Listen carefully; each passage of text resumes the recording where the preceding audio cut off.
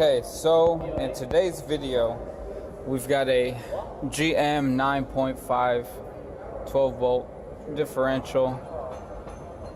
I'm putting it back together. A few things that you're going to be in here. You're going to inspect this pinion gear.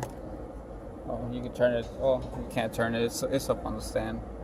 You're going to inspect in here. Make sure you're not wallered out. Make sure you don't got no damage. Alright, this is where your axles go in. Your ring gear goes right here. We got the whole. We got a project pack. That's what we got. Here we have our actual diff that goes in the housing. This is the ring gear. Right? These would be our side gears because this is where the axle goes in. Let's see. So splines right there is for the axles. Inspect those. Make sure everything's good on that. Roller bearing. Make sure it's still within spec. Here's a better view.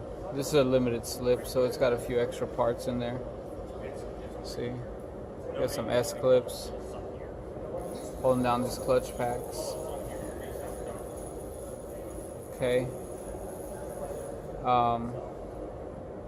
Like I said, these right here are side gears.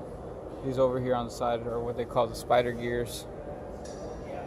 And we've got a shim here.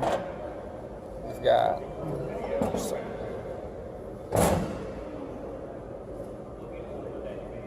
carrier bearing here. Okay, we're gonna go ahead and put this bad boy back together. So all I did at this point was rotated the housing, so we've got the mouth facing up. The yoke's over here on the back side, as you can see. Down in there, the pinion gear is oh, well, I just dropped the prop shaft there. Hold on. Well, whatever. It engages here with the ring gear. Side gears right here where the axle goes. These bearings are coned, right? So they're tapered bearings, just like the roller bearings here. They only go one way. If you're sitting flush, that means you're good. If you're not sitting flush, obviously you're not good. I've got to put the shims in here next. I'm going to pull the shaft back out of there, and we're going to get ready to install the axles next. So you saw the pinion shaft that just dropped as I was rotating this thing around. Okay, you can see now it's in place, but that's because it needs this pinion shaft lock screw, right, tightened down. I'm not torquing it down just yet, but we tightened that down. And like I said, I'm about to put these shims in and then slide the axles back in there. Okay, so we have one of our C-clips in. This is the other axle right here. We removed the pinion shaft and the locking screw. Right, you're going to use a flathead, just kind of pull that until you get full view of that trench. Take your other little clip in.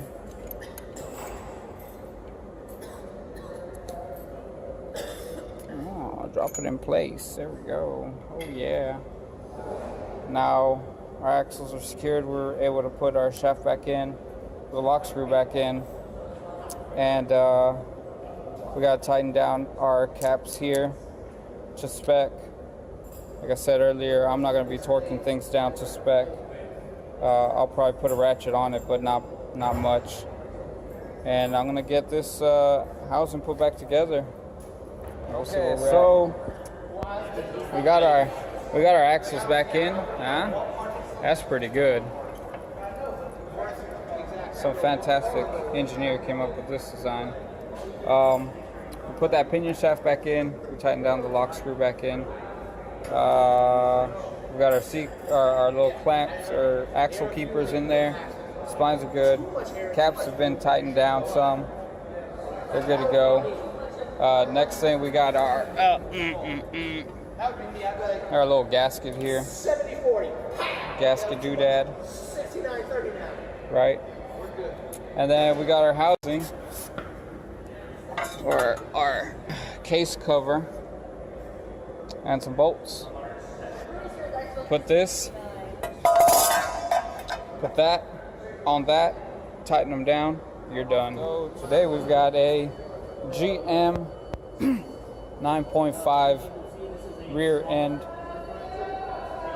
ABS, axles, yoke, differential housing, right? Differential cover.